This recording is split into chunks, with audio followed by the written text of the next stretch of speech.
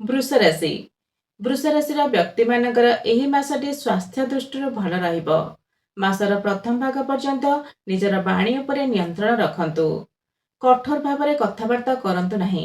ଭାଇ ଭଉଣୀ ଓ ପରିବାର ସଦସ୍ୟଙ୍କ ସହିତ ରାଗରେ କ୍ରୋଧରେ କଥାବାର୍ତ୍ତା କରନ୍ତୁ ନାହିଁ। ଏହି ମାସରେ ଧନ ସଞ୍ଚୟ ପାଇଁ ଭଲ ହେବ। ସେୟାର ମାର୍କେଟରେ ଇନଭେଷ୍ଟ କରିବା ଭଲ ହେବ।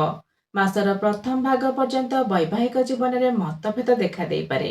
ମାସର ଦ୍ୱିତୀୟ ଭାଗରେ ବୈବାହିକ ଜୀବନରେ ଯାହା ସମସ୍ୟା ଥିଲା ତାର ସମାଧାନ ହୋଇଯିବ। ସାହସ ଓ କନଫିଡେନ୍ସ ବଢ଼ିବ।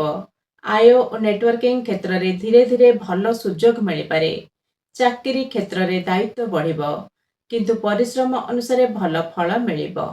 Communication, marketing, writing, skill development ଏବଂ ନିଜର ପ୍ରୟାସ ମାଧ୍ୟମରେ ଆଗକୁ ବଢ଼ିବାର ସୁଯୋଗ ମିଳିପାରେ। ଭାଇ ଭଉଣୀ ଓ ନିକଟ ସମ୍ପର୍କୀୟଙ୍କ ସାଙ୍ଗରେ ରାଗ ଓ ତର୍କରୁ ସାବଧାନ ରୁହନ୍ତୁ। ଅନାବଶ୍ୟକ ତର୍କରୁ ଦୂରେଇ ରୁହନ୍ତୁ।